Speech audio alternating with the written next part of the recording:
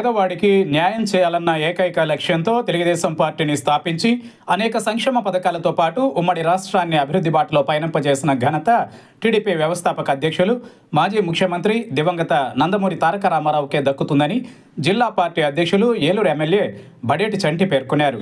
తొలుత స్థానిక fire station centre నందు గల ఎన్టీ రామారావు విగ్రహానికి పూలమాల వేసి నివాళులు అర్పించి అనంతరం ఏలూరు అమీనాపేటలోని టీడీపీ జిల్లా కార్యాలయంలో శనివారం పార్టీ 44వ ఆవిర్భావ దినోత్సవ వేడుకలను ఘనంగా నిర్వహించారు.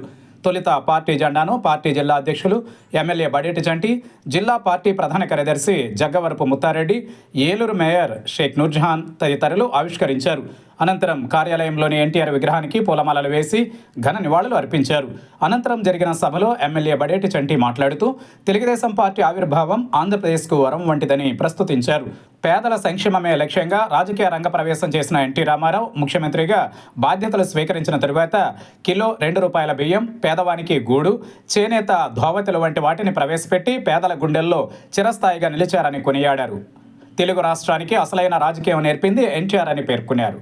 పార్టీ ఎన్నో సవాళ్లు అధిగమించిందంటే అందుకు కార్యకర్తల అండదండలే కారణమని ఆయన కొనియాడారు. తెలుగుదేశం పార్టీ కార్యకర్తల పార్టీ అని, పార్టీ కోసం అంకిత భావంతో కృషి చేసిన ప్రతి ఒక్కరికి తప్పకుండా న్యాయం జరిగి తీరుతుందని స్పష్టం చేశారు.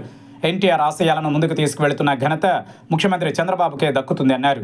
ప్రపంచవ్యాప్తంగా తెలుగుదేశం పార్టీకి, ఆంధ్రప్రదేశ్కు ప్రత్యేక గుర్తింపు తీసుకువచ్చిన రాజకీయ చతురులు పార్టీ అధినేత చంద్రబాబు అని పేర్కొన్నారు.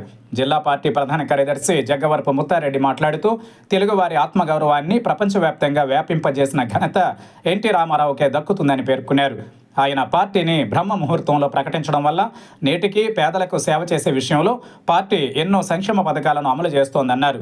ఏలూరు నగర మేయర్ షేక్ నూర్జహాన్ మాట్లాడుతూ పేద ప్రజల సంక్షేమం కోసం కృషి చేసిన మహనీయునిగా ఎన్టీ రామారావు వారి హృదయాలలో చిరస్మరణీయంగా నిలిచిపోతారని పేర్కొన్నారు. మహిళలకు రాజకీయ అధికారం ఇచ్చిన ఘనత ఎన్టీఆర్కే దక్కుతుందన్నారు.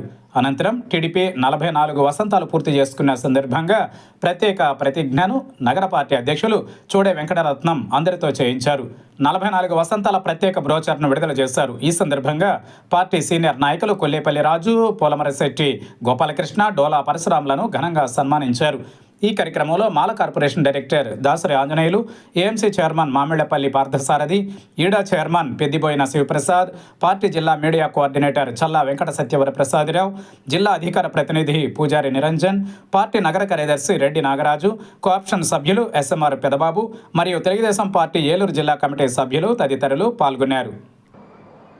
పార్టీ పెడతానని చెప్పి ఏదైతే ప్రకటన చేశారో ఆ రోజు మరి ఆంధ్రప్రదేశ్ ప్రజానీకం అంతా కూడా ఎంతో ఉత్సాహంతో మరి నందమూరి తారక రామారావు గారు సినిమా ఫీల్డ్లో ఏ విధంగా అయితే నెంబర్ 1గా ఉన్నారో ఆంధ్రప్రదేశ్ రాష్ట్రాన్ని కూడా నెంబర్ 1గా తీసుకెళ్తారని ప్రజలందరూ కూడా ఏదైతే ఆ రోజున ఉత్సాహం చూపించారో వాళ్ళ నమ్మకాన్ని వమ్ము చేయకోకుండా మరి పార్టీని ఆ రోజున తెలుగుదేశం పార్టీగా స్థాపించి ఈ రోజున ఆంధ్రప్రదేశ్ అంటే ప్రపంచ చరిత్రలో, ప్రపంచ పటంలో ఏ విధంగా తెలుగువారి గౌరవం ఆయన నిలబెట్టారనేది మనం అందరం కూడా చూసాం.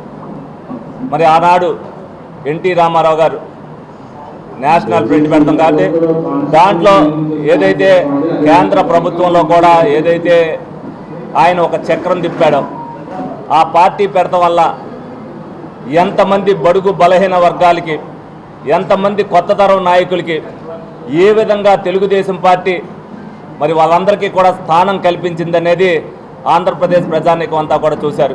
ఈ రోజున వాడవాడలా కూడా డివిజన్ వాజీ అవ్వచ్చు, విలేజ్ వారీ అవ్వచ్చు, టౌన్లో అవ్వచ్చు, కార్పొరేషన్లో అవ్వచ్చు, ఈ తెలుగుదేశం పార్టీ ఆవిర్భావ దినోత్సవాన్ని ఒక పండగగా చేసుకుంటున్నారు. ఈ సందర్భంగా తెలుగుదేశం పార్టీ కుటుంబ సభ్యులందరికీ కూడా ఆవిర్భావ దినోత్సవ శుభాకాంక్షలు తెలియపరుస్తున్నా.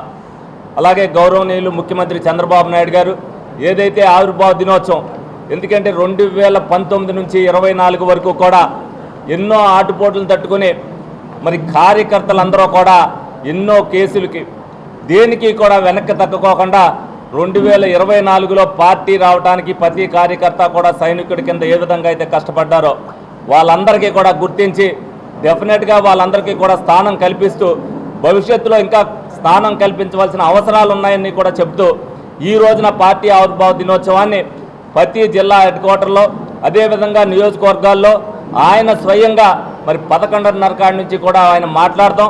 అదే నారా లోకేష్ గారు కూడా కార్యకర్తలతో స్వయంగా మాట్లాడగటానికి కూడా అన్ని ఏర్పాట్లు కూడా చేయడం జరిగింది. ఈ సందర్భంగా ఏలూరు నియోజకవర్గంలో మరి జిల్లా ఆఫీసులో అందరూ కూడా జిల్లా కమిటీ సభ్యులందరితో పాటు ఏదైతే ఏలూరులో ఉన్న తెలుగుదేశం పార్టీ కుటుంబ సభ్యులు అందరం కలిపి ఈ ఆవిర్భావ దినోత్సవం సందర్భంగా అందరం కూడా ఇక్కడ సమావేశం జరగడం జరిగింది. అనేక విషయాలు అనేక మంది నాయకులు ఇక్కడ ప్రసంగిస్తారు ప్రతి ఒక్కరు కూడా. అదేవిధంగా ప్రతి ఒక్కరు కూడా ఈ కార్యక్రమంలో 11:30 కాడి నుంచి నారా చంద్రబాబు నాయుడు గారిది లోకేష్ గారిది కూడా ఏదైతే వాళ్ళ ప్రసంగాలు ఉన్నాయో అందులో కొంతమంది కార్యకర్తలను కూడా పిలవటం జరుగుతుంది. కాబట్టి అందరూ కూడా ఆ సమావేశం అయ్యేదాకా ఉండాల్సిందిగా మీ అందరినీ కూడా కోరుకుంటూ, అదేవిధంగా మీ అందరికీ కూడా మరొక్కసారి తెలుగుదేశం పార్టీ పెడతాం అనేది ఆంధ్రప్రదేశ్ ప్రజలకు ఒక వరం అనేది ప్రతి కార్యకర్త కూడా ప్రజల్లోకి తీసుకెళ్ళాలి.